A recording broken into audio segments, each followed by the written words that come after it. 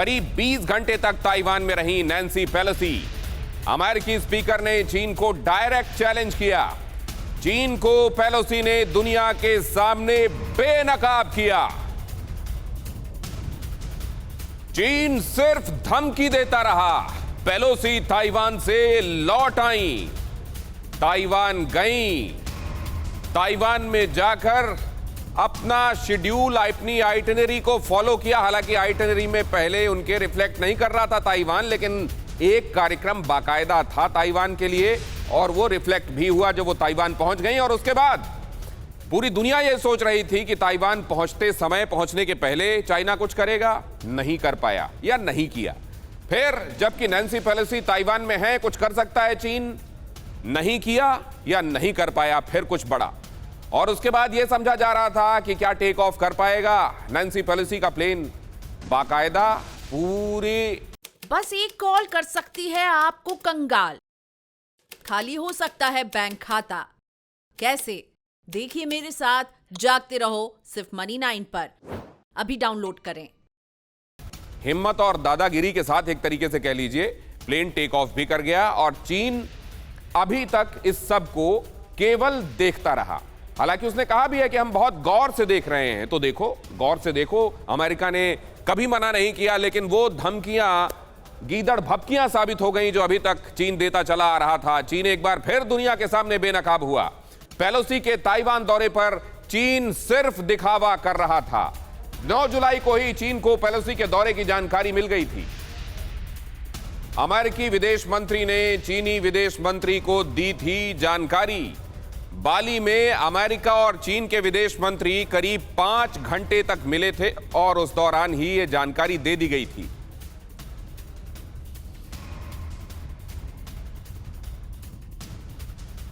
तो जाहिर है वो सब जो चीन कह रहा था कहता रह गया, अमेरिका जो चाह रहा था करके निकल भी गया। तो यहां कई सारे सवाल जन्म लेते हैं। ये सवाल बेहद अहम और इनके जवाब हम अपने एक्सपर्ट से लेने की कोशिश करेंगे, क्योंकि इसी से वर्ल्ड ऑर्डर और वर्ल्ड डायनेमिक्स में बहुत सारी चीजें तय होने वाली हैं। क्या ताइवान को लेकर चीन और अमेरिका के रिश्ते आज तक के सबसे निचले स्तर पर पहुंच चुके हैं? क्या सबसे खराब माना जाए चाइना और अमेरिका के इस समय जो रिश्ते हैं उसको?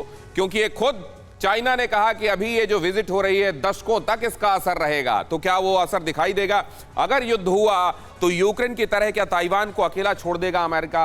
क्या युद्ध वाली नौबत आ सकती है? फुल स्केल वॉर को लेकर तमाम एक्सपर्ट्स मना कर रहे हैं, लेकिन चाइना भी क्या कुछ वैसा करेगा जैसे रूस ने सरप्राइज किया था? लोगों ने यही समझा था कि यूक्रेन के साथ युद्ध नहीं होगा, लेकिन रूस कर गया। क्या चाइना में वो हिम्मत है? समझेंगे। और क्या वैसी स्थिति में अमेरिका साथ देगा ताइवान का? यह भी समझेंगे। यूनाइटेड स्टेट्स कांग्रेस की स्पीकर के स्वागत से बौखलाया चीन क्या करेगा? क्या जल्द हमला करेगा? अभी तक वो वॉर ड्रिल कर रहा है, लाइव फायर ड्रिल कर रहा है। क्या यही ड्रिल्स चलती रहेंगी थोड़ा और करीब जाकर ताइवान स्ट्रेट में थोड़ा और आगे, मीडियन लाइन से थोड़ा और आगे जाकर, या यहीं पर बातें रुक जाएंगी या इससे आगे भी एस्केलेट कर सकती हैं? क्या ताइवान को सिर्फ डराने के लिए चीन ने घेराबंदी की है, हमला नहीं कर सकता? यह भी बहुत बड़ा सवाल है, क्योंकि अभी तक यही दिख रहा है कि ये दांत दिखाने वाले ज्यादा रहे हैं, चबाने वाले कम। और यह भी कि क्या चीन के चक्रव्यूह को भेद कर अमेरिका ने यह साबित कर दिया है कि तुम धमकियां दो, मादा हम में है, सुपर पावर का मादा, सुपर पावर का दम क्या अमेरिका में है? और इस एक बात ने तय कर दिया कि दुनिया का दादा फिलहाल कौन है। क्या यह बात स्थापित हो गई है नैन्सी पेलोसी की विजिट के बाद? हमारे साथ जुड़ रहे हैं मेजर जनरल जी द्विवेदी, डिफेंस एक्सपर्ट। आज की शाम हमारे साथ चर्चा में डॉक्टर पीके घोष, रिटायर्ड नेवल ऑफिसर, हमारे साथ जुड़ रहे हैं। प्रोफेसर कपिल कुमार, इतिहासकार, क्योंकि इतिहास ये बताता है चीन ने आज तक जो कहा वो किया है। क्या इस बार भी, या इस बार गीदड़ भपकी, वो चीन अब वो चीन नहीं रह गया? और ये ताइवान के बारे में भी, क्योंकि वहां का इतिहास तो ये कहता है कि पहले चीन का राजवंश वहां शासन करता था, फिर वो चला गया जापान के कब्जे में, वापस जब चाइना के कब्जे में आया तो चाइना के ही वो लोग जो कम्युनिस्ट पार्टी से हारे हुए थे वो जाकर वहां बस गए।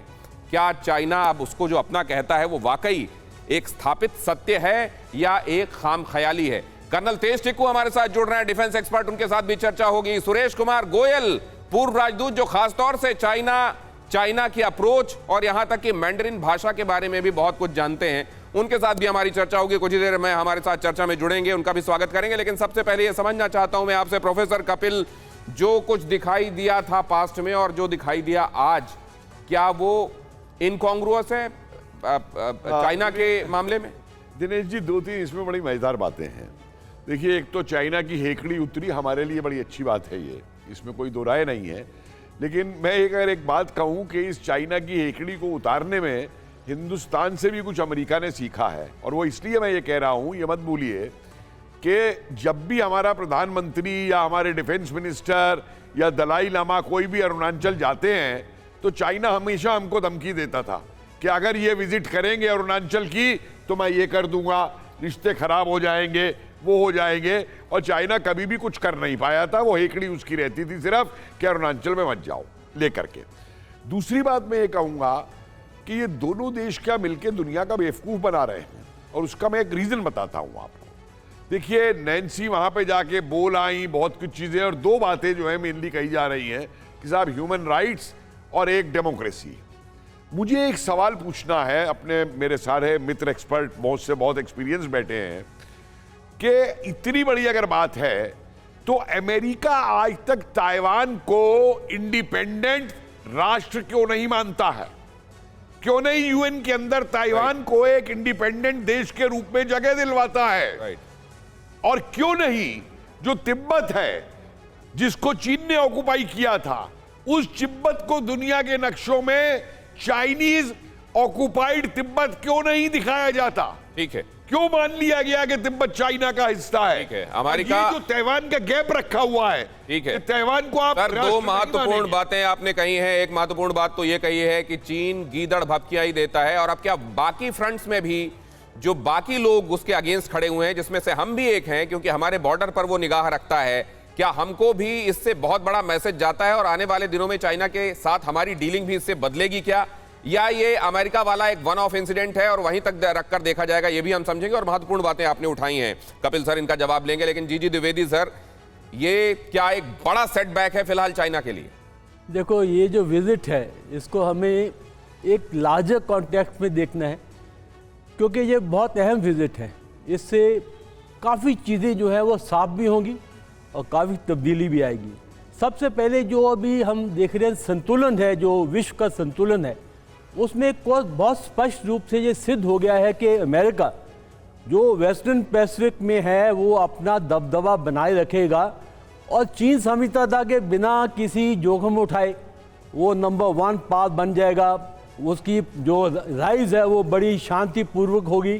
तो ये सीधा उसको मैसेज मिल गया, देखो भाई, आपको नंबर 1 स्पॉट ऐसे नहीं मिलेगा, और आपकी जो शांतिपूर्वक सोच रहे हैं, जो आपकी राइज है वो नहीं होगी।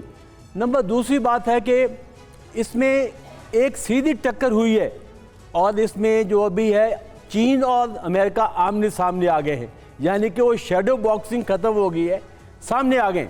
और अमेरिका ने बहुत क्लियर मैसेज दिया चीन को, देखो हम वही करेंगे जो हम चाहते हैं, आप जितना मर्जी गीदड़ भपकियां देख लो, उससे कोई फायदा नहीं होगा। सर, लेकिन अगर ये शैडो बॉक्सिंग खत्म हो गई है और अमेरिका और चीन आमने सामने आ गए हैं, तो किन बातों में अब आमने सामने की ये बातें बहुत एक्सप्लिसिट तरीके से सामने होंगी, बहुत ब्लैक एंड व्हाइट तरीके से सामने होंगी, या अब भी वो चीजें जिनको एम्बिगुअस रखा गया है वो एम्बिगुअस ही रहेंगी? क्या आपका म्यूचुअल फंड सही है?